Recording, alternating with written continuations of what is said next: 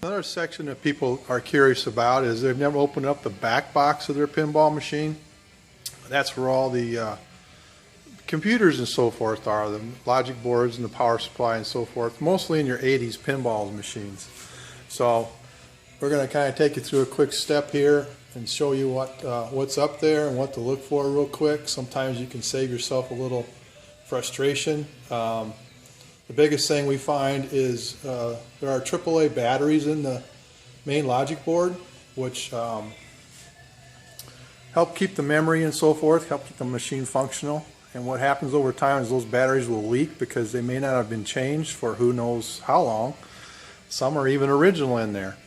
Most of the 80s pinball will have a AAA batteries, usually 3 or 4 depending on the make, the company and so forth. So usually you'll find them on a Williams pinball machine. You'll find the lock on the top of the head. Usually there's a key right up in the middle of the head here, or on a Williams or a Bally you'll find them on the side where the key is. Once you turn that key, you just lift.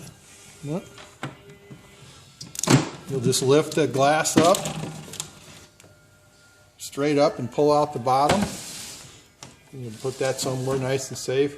The older pinballs had full glass. The 80s and the newer usually have the trans lights and glass, so they're usually a little easier to move. Usually there's a lever on the right side as you're facing it, and just pull the door open.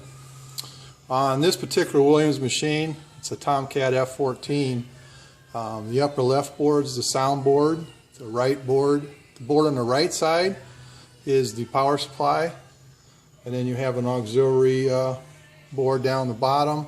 And of course the big main one is the driver board and MPU board. It does all the functions of the game. So as you see, there's several plugs, but right there we had stuck a lithium battery in there. You can see the battery holder for the 3 AAAs.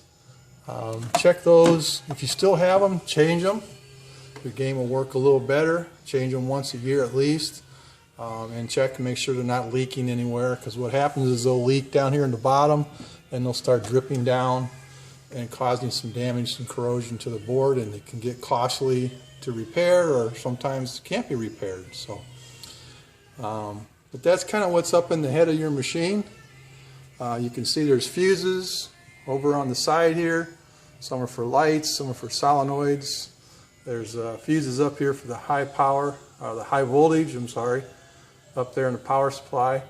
And whenever you're working on any of these or taking a look at them, make sure you turn the machine off and unplug the machine out of the receptacle, just to be safe and so nothing else happens. You don't want to touch anything and pop anything.